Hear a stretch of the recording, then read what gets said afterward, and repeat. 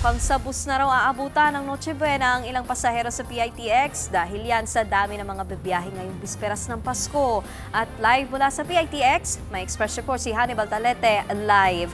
Hannibal, may mga masasakyan pa ba ang mga tao dyan?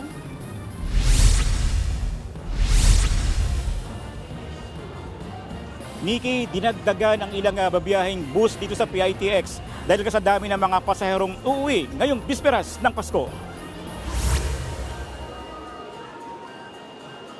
Karamihan ng mga uuwi ngayong araw ay papunta ng Bicol, Visayas at Mindanao. Kagaya ni Raquel Olinar, bit-bit ang kanyang pamilya na uuwi sa Camarines Norte. Hindi naman sila nahirapang makakuha ng tiket dahil November pa lang sila nagpa-reserve. Si Arnold Apolinario, sa bus din aabutin ng Pasko. 3 araw kasi ang kanyang biyahe patungong Davao. Mahal daw kasi ang isang eroplano kaya tiniyagan na lang niyang mag-bus. Ayaw niya raw sanang abutan ng Pasko sa bus. Yun nga lang, kailangan niyang antayin ang kanyang bonus para may pamasahe.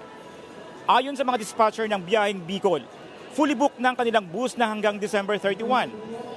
May 2 bus company naman ang naglagay ng 2 bus unit para sa mga chance passenger pero hanggang hapon lang ito.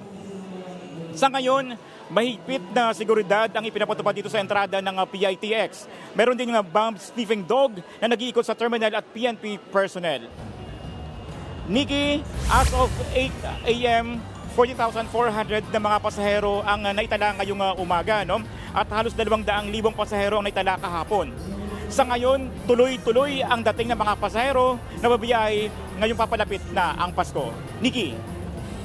Yan ang express report ni Hannibal Talete. Mga kapatid, Nikki de Guzman po. Para sa pasada ng mga rumaratsyadang balita, mag-follow at mag-subscribe na sa social media pages ng News 5.